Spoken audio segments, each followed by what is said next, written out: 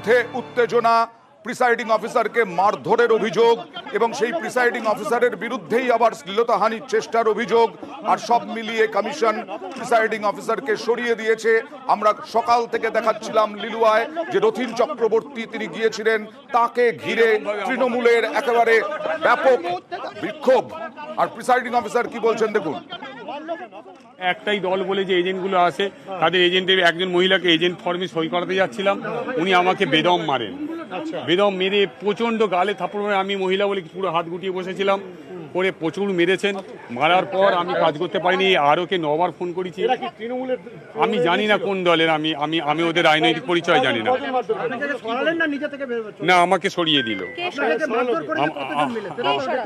আমাকে আরো বললেন যে আপনাকে রিপ্লেস করা হয়েছে। প্রথম থাপ্পড় মেরেতে দুটো গালে অন্তত 10-15টা। ওই মহিলাই আবার উল্টে অভিযোগ করলো, পিছনের জামার একটুখানি ফাটা দেখিয়ে বললো আমি নাকি শ্লীলতাহানি করেছি।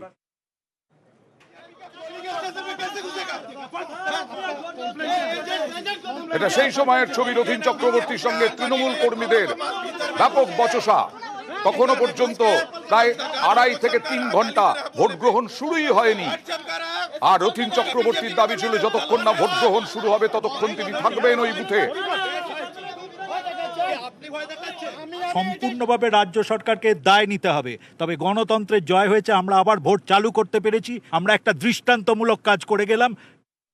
আমাদের কাছে যেটা খবর আছে, প্রিসাইডিং অফিসার মেবি বা তো শারীরিক অসুস্থ ছিলেন বা কোনো মিসবিহেভ করেছেন কোনো মহিলার সঙ্গে। সে মহিলা আমাদের দলের এজেন্টও নেই। আমার কাছে যে খবর, উনি ওর সঙ্গে মেবি কিছু উল্টোপাল্টা করেছেন। একদল হয়ে কাজ করছিলেন এবং সে কমপ্লেন আমাদের অবজারভারকে, ডিএমকে যিনি আরও আছেন, তো সবাইকে আমরা জানিয়েছিলাম।